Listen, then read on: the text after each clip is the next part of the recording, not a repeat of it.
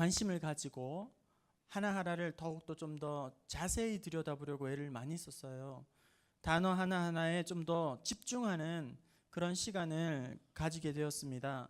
단어 하나하나를, 말씀의 단어 하나하나를 곱씹으면서 그 단어가 담고 있는 의미, 하나님께서 담아놓으신 메시지, 그리고 그 단어가 얼마나 깊은지를, 또 단어가 주는 은혜가 얼마나 많은지를 계속 곱씹고 또 생각하고 묵상하는 그런 시간을 한 주 동안 또 가지게 되었어요. 그래서 오늘 설교의 제목은 오직 믿음으로입니다. 오직 믿음으로. 오직 믿음으로. 오직이라는 말은 다른 것은 있을 수가 없다 하는 거죠. 다른 것은 있을 수 없다. 오직 무엇만, 뭐뭐뿐, 이렇게 덧붙여지면서 다른 것은 있을 수 없어요. 그리고 또 다른 것은 관계가 전혀 없는, 그것만, 오직 믿음으로, 이렇게 이야기를 하면 오직 믿음의 강조점이 있죠. 믿음이 핵심입니다. 믿음이 우리에게 주시는 강력한, 또 우리에게 주는 강조점이 있죠. 오직 믿음으로, 이렇게, 그죠? 단어가 주는 메시지입니다. 그리고 또 믿음으로라고 했을 때, 이 으로라는 말은 그 격조사라는 거예요. 으로라는 말은, 그러니까 이 으로는 움직임의 방향을 이야기하는 것이죠. 그리고 또 경로를 의미하는 것입니다. 그러니까 인천으로 방향이죠. 미국으로 이렇게 방향이죠. 문학 경기장으로, 이런 움직이는 방향, 그리고 또 변화되는 그런 방향을 나타내는 격조사입니다. 훌륭한 사람으로, 어떤 변화되는 방향이죠. 아니면 엉터리 같은 사람으로, 그렇게 세상이 흑암으로, 으로라는 것은 변화의 움직임의 방향이고, 또 이 으로라는 말은 어떤 물건에 대한 재료, 그 다음에 원료, 그런 것을 나타내는 격조사이기도 합니다. 그러니까 콩으로 뭘 만든다, 재료라는 말이죠. 그리고 얼음으로 팥빙수를 만든다. 으로라는 말은 어떤 물건에 대한 원료, 재료를 의미하는 것이죠. 그리고 이게 으로라는 말은 어떤 일을 함에 있어서는 수단이 될 수 있어요. 그죠? 수단, 방법, 도구. 그러니까 톱으로 나무를 켠다. 으로, 방법이죠. 그리고 또 약으로 우리의 몸을 치료한다. 병증을 치료한다. 으로라는 것은 수단과 도구를 의미하는 것이고, 또 어떤 일을 하는 방법, 과정, 그리고 또 원인, 이유, 말미암아, 인하여, 이런 말과 함께 뒤따라오면서 그것이 원인, 재료, 방법, 과정, 어떤 변화의 방향, 그런 것을 의미한다는 거예요. 그래서 믿음으로라고 이야기를 한다면 우리가 움직이는 방향이, 그리고 변화의 방향이 믿음이어야 한다는 거예요. 우리가 움직이는 방향이 믿음으로 움직여가야 되고, 우리가 변화되어야 하는 방향이 믿음이어야 한다는 거예요. 그리고 어떤 일을 함에 있어서 그 원료와 재료가 믿음으로, 뭔가를 함에 있어서도 그것이 재료가 되는 것이 믿음이라는 거예요. 그리고 어떤 것을 하는 방식이 믿음이어야 한다는 거예요. 믿음으로. 모든 어떤 수단과 방법과 재료와 원인이, 정리를 하면 이런 것입니다. 오직 믿음으로, 이렇게 이야기를 하면 믿음이 모든 것의 원인이 되어야, 출발점이 되어야 되고, 믿음이 모든 것의 시작이어야 한다는 거예요. 그리고 믿음이 모든 것의 재료가 되어야 한다. 우리의 모든 것의 재료가 되어야 한다. 뭔가 동기가 되어야 한다. 믿음이 우리의 모든 어떤 도구, 수단이 되어야 한다. 뭔가를 하려고 할 때에 믿음이 우리의 수단이 되어야 되고 동기가 되어야 한다. 믿음이 방향이 되어야 한다. 믿음을 향하여서 끊임없이 우리 나가야 한다. 히브리서 11장 6절, 믿음이 없이는 하나님을 기쁘시게 할 수 없나니 하나님께 나아가는 자는 반드시 그가 계신 것과 그가 자기를 찾는 자들에게 상 주시는 이심을 믿어야 할지니라, 이렇게 말해요. 믿음이 없이는, 이런 것을 할 수가 없고 반드시 이것과 이것을 믿어야 할지니라. 이렇게 믿음이 너무나도 중요하다는 거예요. 여러분, 우리가 신앙생활을 함에 있어서 이 믿음은 너무나도 중요합니다. 그런데 여러분에게 질문하겠습니다. 믿음 없이도 신앙생활 할 수 있습니까? 믿음 없이 신앙생활 할 수 있습니까? 이론적으로 불가능해요.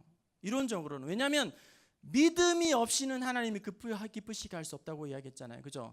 믿음이 없이는, 그리고 반드시 믿어야 할지니라. 반드시 예외 없이, 그렇죠? 믿어야 할지니라. 이론상으로는 믿음 없이는 신앙생활 할 수 없어요. 그런데 실제로는 어떻습니까? 현실적으로는 어떻습니까? 믿음 없이도 얼마든지 신앙생활을 할 수 있다는 거예요. 그것이 아이러니하는 것이죠. 믿음 없이도 얼마든지 현실적으로 실제로는 신앙생활이 가능합니다. 실제로 많은 사람들이 믿음 없이 신앙생활을 하고 있습니다. 어쩌면 저와 여러분이 정인인지도 몰라요. 믿음 없이 버젓이 신앙생활을 하고 있는 것이죠. 그것은 하지만 이런 믿음 없는 신앙생활에는 아무런 변화도, 아무런 능력도, 아무런 은혜도, 아무런 하나님의 일하심도, 역사도 기대할 수는 없는 거예요. 믿음이 없는 신앙생활 할 수 있어요. 하지만 믿음 없는 신앙생활에는 믿음의 성장과 변화가 없어요. 하나님의 임재하심이 없습니다. 믿음이 없는 신앙생활은 종교 행위는 할 수 있습니다. 하지만 참된 기쁨과 만족과 행복은 없어요.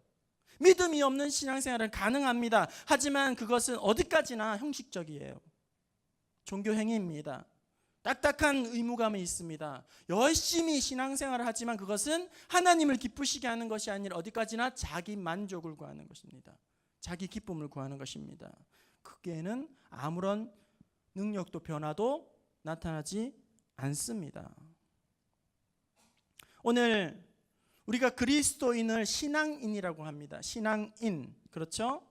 믿을 신, 그리고 우러럴 앙, 의지할 앙, 그 다음에 높일 앙, 앙망하다 이렇게 하잖아요, 그렇죠? 믿을 신앙인, 그리스도인을 신앙인이라고 할 때 믿을 신, 믿는 거예요. 우러럴 앙, 바라볼 앙, 높일 앙. 그러니까 신앙인이라는 것은 뭐냐면 믿고 바라는 거예요. 믿고 의지하는 사람이 신앙인이라는 거예요. 그리스도인은 뭔가 믿고 바라는 사람이라는 거예요. 믿고 의지하는 사람이라는 거예요. 신앙인이죠. 그런데 무엇을 믿는 사람입니까? 우리 그리스도인들은 신앙인인데 뭔가를 믿는 사람인데 어떤 사상이나 신념이나 철학이나 체계나 이런 걸 믿는 것이 아니라 우리 그리스도인들은, 신앙인들은 뚜렷한 믿음의 대상이 있습니다. 분명한 믿음의 대상이 있습니다. 그 분명한 믿음의 대상은 바로 예수 그리스도입니다.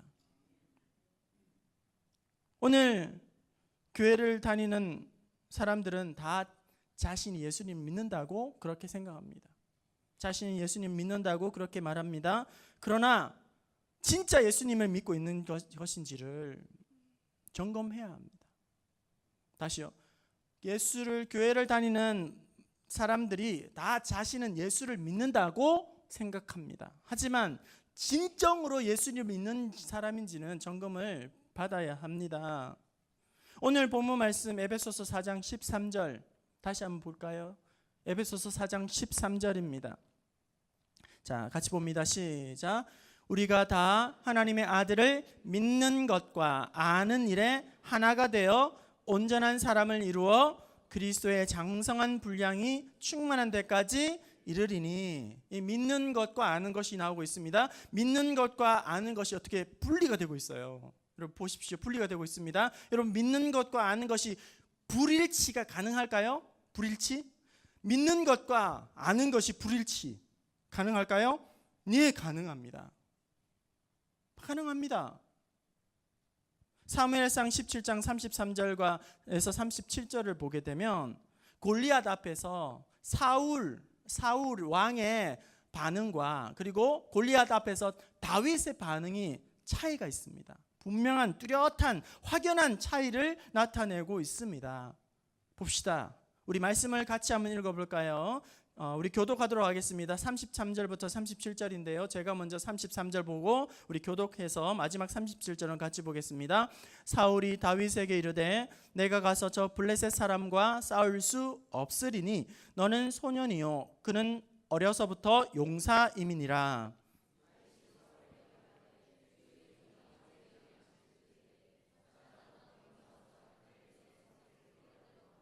내가 따라가서 그것을 치고 그 입에서 새끼를 건져내었고 그것이 일어나 나를 해하려고 하면 내가 그 수염을 잡고 그것을 쳐 죽였나이다. 35절, 36절 실절이 없어요? 네네. 그럼 제가 읽겠습니다. 주의 종이 사자와 곰도 쳤은즉 살아계시는 하나님의 군대를 모욕한 이 할례 받지 않은 블레셋 사람이리까 그가 그 짐승의 하나와 같이 되리이다. 또 다윗이 이르되 여호와께서 나를 사자의 발톱과 곰의 발톱에서 건져내셨은즉 나를 이 블레셋 사람의 손에서도 건져내시리이다. 제가 다시 앞에 말씀을 드렸습니다. 믿는 것과 아는 것이 분리가 될 수 있을까요? 불일치할 수 있을까요? 네, 할 수 있다고 이야기를 했습니다. 아는 것이 곧 믿는 것이 아니죠. 믿는 것과 아는 것이 얼마든지 분리가 될 수 있습니다. 방금 우리가 읽어보았던 이 말씀 가운데 골리앗 앞에서 사울 왕의 반응과 그리고 다윗의 반응이 완전히 확연하게 차이를 나타내게 됩니다. 반응의 차이, 태도의 차이를 나타내게 됩니다. 이 골리앗을 앞에 놓고 사울 왕은 너는 싸울 수 없다고 이야기를 합니다. 그런데 다윗은 뭐라고 이야기합니까? 골리앗 앞에서 나는 싸울 수 있다고 이야기합니다. 반응의 차이가 있죠. 그리고 또 사울의 반응과 태도는 이런 것입니다. 골리앗을 앞에 놓고서 반응은 이런 거예요. 부정적입니다. 비관적입니다. 두려움과 공포에 사로잡혀 있습니다. 벌벌 떨고 있습니다. 깊은 좌절과 절망에 쌓여 있습니다. 이 사울의 반응이에요. 사울은 지금 골리앗을 앞에 놓고는 부정적이고 비관적이고 패배주의 의식에 빠져 있어요. 좌절과 낙심 그런 태도를 가지고 반응하고 있습니다. 그런데 다윗은 어떻게 했습니까? 싸울 수 있습니다. 승리 의식을 가지고 있죠. 긍정적인 그런 태도를 보이고 있습니다. 아주 담대한 마음을 가지고 있습니다. 용기 백배하고 있습니다. 한쪽은 똑같은 골리앗을 두고 패배의식에 사로잡히고 또 한 사람은 골리앗을 두고 승리의식에 사로잡혀 있습니다. 그렇죠? 그러면서 근거도 왜 자기가 그런 근거를 가지고 있는지 대답합니다. 사울의 근거는 이렇습니다. 너는 싸울 수 없다. 왜냐하면 너는 소년에게 불과하기 때문이다. 그리고 저기 있는 골리앗은 어려서부터 뼛속까지 군인이다. 장수다. 무사다. 너는 어린 소년이니 결코 싸울 수 없다. 근거는 너는 소년이기 때문에 저 장수는 무시무시한 살인 머신이기 때문에 군인이기 때문에 안 된다. 그런데 다윗은 자기가 싸울 수 있습니다. 할 수 있습니다. 승리할 수 있습니다. 이런 이야기를 하는 이유는 자기가 과거에 양을 지킬 때에 곰과 사자, 맹수들이 움켜쥐려고 하면 그것을 싸워서 이긴 경험이 있습니다. 그리고 더 중요한 것은 여호와 하나님께서 나를 지키신 여호와 하나님께서 이 블레셋 사람의 손에서 나를 건지시리이다. 승리하게 하시리이다. 이렇게 이야기를 하고 있는 것이죠. 보십시오. 동일한 상황입니다. 동일한 문제입니다. 다른 상황을 보고 다르게 말하고 있는 것이 아닙니다. 똑같은 상황 앞에서 또 다른 태도를 보이고 있다는 거예요. 문제는 사울도 하나님을 믿는다고 하면서 골리앗을 두려워하는 것이죠. 다윗은 하나님을 믿기 때문에 골리앗을 이길 수 있다고 승리할 수 있다고 말합니다. 겉으로 보면 하나님을 똑같이 믿어요. 하나님을 믿지만 골리앗을 두려워합니다. 하나님을 믿기 때문에 골리앗 앞에 담대하게 나아갑니다. 둘 다 하나님을 믿는 것처럼 보이지만 하나님을 진짜 믿는 사람은 사울이 아니라 다윗입니다. 다윗이라는 거예요. 한 목사님이 이런 말씀을 하셨습니다. 자기가 맡고 있는 교회에서 남전도회 회장님께서 헌신 예배를 하겠다고 그렇게 상의하러 목사님에게 이렇게 왔습니다. 그 전까지는 헌신 예배라 함은 전도회 회원이 사회를 보고 그 다음에 성경 봉독을 하고 함께 찬양으로 특송을 하고 전도회 헌신 예배라고 하면 헌금을 하는 그런 정도로 헌신 예배를 생각을 하게 되는 것이죠. 그렇습니다. 대개. 그런데 이 목사님은 그런 식으로 헌신 예배하는 것은 의미가 없다. 헌신의 의미가 담겨 있지 않다. 그렇게 생각을 하게 되었다는 거예요. 그래서 정말 헌신을 하기 원한다면, 정말 헌신을 예배를 드리고 원한다면 이제 모든 회원들에게 가서 이제는 우리의 가정에서도 직장에서도 사업을 함에 있어서도 하나님의 뜻대로 하겠다는 서약서를 씁시다. 그냥 말로만 헌신 예배, 그냥 구색만 갖춘 헌신 예배, 순서만 서로 나눠하는 그런 헌신 예배가 아니라 정말 헌신할 수 있도록 우리 하나님 앞에 우리의 가정과 직장과 사업을 하나님의 뜻에 맡기겠습니다라는 서약서 씁시다. 그리고 서명합시다. 그렇게 제안했어요. 그래서 이제 회장님은 그 이야기를 듣고는 함께 모여서 제가 의논해서 말씀을 드리겠습니다 라고 다시 되돌아 나오게 됩니다. 하나님의 말씀대로 살겠다고 서약서를 쓰는 것이 부담스러웠는지 헌신 예배는 없는 것이 되었습니다. 왜? 하나님 앞에 헌신하겠습니다, 하나님의 뜻대로 살겠습니다, 그런 서약을 쓰는 것이 왜 이렇게 부담스러웠을까요? 하나님의 말씀대로 살아가려고 하면 세상에 실패할 것 같은 거예요. 하나님의 말씀대로 살아갔다가는 내가 손해보겠다고 생각했던 거예요. 하나님의 말씀대로 내가 살아가겠다고 다짐한 이후에는 어쩌면 내가 망할 수도 있다는 위기를 느끼게 되었던 것이죠. 여러분, 하나님의 말씀과 십자가의 복음을 지식으로만 이론으로만 알고 있는 것은 아무런 능력이 나타나지 않습니다. 여러분, 성경을 배우고 성경을 알아가고 성경을 읽고 이런 거는 어려운 일이 아니에요. 조금만 관심을 가지면 성경을 이해할 수 있습니다. 성경을 알 수 있습니다. 하지만 그 성경을 아는 것과 믿음대로 사는 것, 완전히 다른 문제죠. 아는 것으로 그치기 때문에 오늘 우리는 변화를 경험할 수 없는 거예요. 아는 것으로 그치기 때문에 아무런 능력도 나타나지 않는 것입니다. 지식으로만 우리가 신앙생활하기 때문에 여전히 우리는 불안해하고 두려워하고 염려라는 것을 해결할 수가 없어요. 제대로 신앙생활을 할 수가 없어요. 능력 있는 신앙생활을 할 수가 없어요. 그러나 예수님을 제대로 믿는다면 우리의 삶은 변화될 것입니다. 예수님이 나와 함께 하신다, 예수님이 나를 책임지신다, 예수님이 나의 모든 것을 먹이시고 입히신다, 예수님의 말씀대로 살아가면 우리는 승리할 수 있다, 이 아는 것과 함께 분명하게 믿으면 이제 우리는 두려움을 이길 수 있습니다. 여러분, 그리스도인이 세상을 이기는 비결이 무엇입니까? 세상을 이기는 길이 무엇입니까? 요한일서 5장 4절 말씀 우리 함께 볼까요? 요한일서 5장 4절입니다. 자막 보시면서 보겠습니다. 시작. 무릇 하나님께로부터 난 자마다 세상을 이기느니라. 세상을 이기는 이김은 우리의 세상을 이기는 승리는 이것이니 무엇이라고요? 우리의 믿음이니라.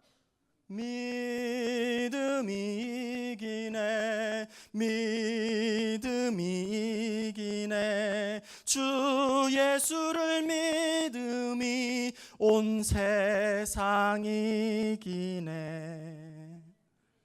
세상이 아무리 거칠고 힘들어도 우리 그리스도인들이 세상을 이길 수 있는 것은 믿음이 있기 때문입니다. 우리 그리스도인들도 때로는 어려운 문제를 만납니다. 시련을 만납니다. 고통을 만납니다. 하지만 그리스도인들 힘들지만 담대할 수 있는 이유는, 감사할 수 있는 이유는, 은혜 안에 평안할 수 있는 이유는 그 안에 믿음이 있기 때문입니다. 여러분, 처음에 꽃샘추위가 이렇게 닥칠 때에 날씨가 너무 춥고 또 옷깃을 여민다고 해서 다시 겨울 준비를 하는 사람은 없을 거예요. 없을 거예요. 꽃샘추위가 있다고 해서 겨울 준비를 다시 하는 사람은 없습니다. 기온은 비록 춥지만, 너무나도 떨리지만 추운 가운데서 우리는 봄맞이를 하게 됩니다. 봄을 준비하게 됩니다. 추위에도 불구하고 계절은 반드시 봄이 오게 돼 있습니다. 새학기를 준비하기 때문입니다. 우리가 봄이 온다라는 사실을 분명히 알고 믿기 때문이죠. 여러분, 세상을 창조하신 하나님께서 독생자 예수 그리스도를 내어주시기까지 우리를 사랑하셨습니다. 죄인을 위하여 죽으시고 부활하신 예수님께서 우리 가운데에 성령을 선물로 보내주셨습니다. 그리고 내가 세상 끝날까지 너희와 항상 함께 하시리라 약속해 주셨습니다. 이 믿음이 있으면 비록 내 앞에 놓여 있는 상황이 겨울이라 할지라도, 상황이 어려운 한겨울이라 할지라도 우리는 마음과 행동에서 항상 봄을 노래할 수가 있는 거예요. 하나님의 사랑을 나타나는 것을 환경으로 판단하는 사람이 있습니다. 그래서 어떤 사람들은 그럽니다. 일이 잘 되어지고 뭔가 편안해지면 하나님이 나를 사랑하시나 보다, 그렇게 생각해요. 환경을 보면서 하나님의 사랑을 가능하는 것이죠. 반대로 시험이 오고 고난이 오고 아픔이 오면 하나님이 나를 사랑하지 않나 보다, 그렇게 생각합니다. 그런데 여러분, 하나님의 사랑은 이미 십자가에서 완성하셨습니다. 이미 성취하셨습니다. 이미 십자가로 하나님의 사랑은 확증하셨습니다. 그 보증으로 하나님은 우리에게 성령을 주셨습니다. 이 사실을 믿고 고난이 닥칠 때마다 하나님의 은혜와 사랑을 의심하는 사람은 이런 거예요. 집에서 함께 살면서도, 집에서 부모와 함께 살면서도, 그리고 가족 관계 증명서라는 게 있잖아요. 가족 관계 증명서에 분명히 아빠, 엄마, 아들, 자녀라고 그렇게 적혀 있는데도 불구하고 부모에게 야단만 맞으면 우리 아빠 진짜 우리 아빠 맞아? 그렇게 의심하는 사람이 있다고 생각해 보세요. 하나님께서 십자가에 이미 우리의 사랑의 확증을 주셨고 은혜로 말미암아 성령을 우리에게 부어주셨는데, 우리가 조그만 고난이 생길 때마다 하나님 나를 사랑하시는 게 맞나요? 하나님의 자녀 맞나요? 이렇게 이야기하는 것은 매일매일 같이 집에서 먹고 살면서 가족관계 증명서에 이름이 다 올라가 있으면서도 야단 한번 맞고 나면 힘들면 아빠 맞아요? 네, 엄마 맞아요? 그렇게 하면서 가출하는 것과 똑같다는 거예요. 어려운 환경 가운데에서도 그 안에 감추어 놓으신 하나님의 섭리가 있습니다. 고난 가운데에서도 하나님의 은혜가 있습니다. 하나님의 은총이 있습니다. 우리가 그 은혜를 믿기만 하면 하나님의 뜻이 있다. 이 아픔에도 하나님의 뜻이 있다. 이 고통 가운데에서도 하나님의 뜻이 있다. 이 사실을 믿기만 하면 어떠한 어려운 속에서도 하나님의 사랑을 의심하지 않습니다. 여러분, 저 역시 흔들릴 때가 있습니다. 여러분, 목사라고 다 충만한 게 아니에요. 언제나 충만한 게 아닙니다. 목사도요, 두려움에 사로잡힐 때가 있습니다. 불안할 때가 있습니다. 지치고 힘들고 또 근심과 걱정으로 막 눌릴 때가 있습니다. 또 교회를 그래도 담임 목사로 앞장서서 섬기려고 하면 더 많은 사탄의 공격이 있습니다. 아픔이, 시련이 있습니다. 유혹이 있습니다. 그때에 그럼에도 불구하고 하나님 앞에 감사하는 것은 하나님이 나와 함께 하심으로, 그 은혜로 말미암아 나는 다시금 그 유혹 가운데에서도 다시금 일으키 세우시고 회복하는 그런 은혜들을 제가 알기 때문이죠. 주님과 함께 내가 죽고 주님과 함께 내가 사는 은혜. 시련과 고통이 찾아올지라도 주님이 내 안에 있음으로 말미암아 나는 다시금, 여러분, 믿는다고 고난이 없어집니까? 문제가 없어집니까? 아픔이 없어집니까? 문제는 부정할 수 없는 거예요. 우리의 육신의 몸을 입고 있는 한 질병이 계속 오는 것처럼 우리가 예수 믿는다고 해서 문제가 없는 것이 아닙니다. 시련이 없는 것도 아닙니다. 때때로 아프고 힘듭니다. 하지만 그럼에도 불구하고 하나님께서 나와 함께 하시고 예수 그리스도가 나로 말미암아 승리케 하여 주신다, 그런 은혜가 있으면 우리는 모든 아픔들도 이겨내고 또 사라지게 되고 모든 것을 다시금 시작할 수 있는 그런 은혜를 누리게 된다는 것입니다. 여러분, 오늘 여러분은 어떤 믿음을 소유하고 있습니까? 여러분의 아는 것과 여러분이 믿는 것이 어떤 차이를 나타내고 있습니까? 정말 말로만 예수님을 믿는다, 예수님을 안다, 그렇게 여러분이 생각하고 있다면 이제 그 아는 것과 믿는 것이 온전히 하나 될 수 있기를 바랍니다. 믿음으로 순종하면, 믿음으로 헌신하면, 믿음으로 삶에 덤벼들면, 적용하면 하나님께서 어떠한 상황 가운데에서도 일하시고 역사하신다 사시는, 그리고 또 온전히 앞으로, 지금은 비록 환경 가운데에 추운 겨울을 지나가지만 곧 따뜻한 봄을 맞이하게 될 거라는 사실을 기억하시면서 믿음으로 오늘의 모든 상황들을 승리하고, 세상을 승리하고, 그리고 하나님의 은혜를 맛보고 누리는 저와 여러분 될 수 있기를 주님의 이름으로 축원합니다.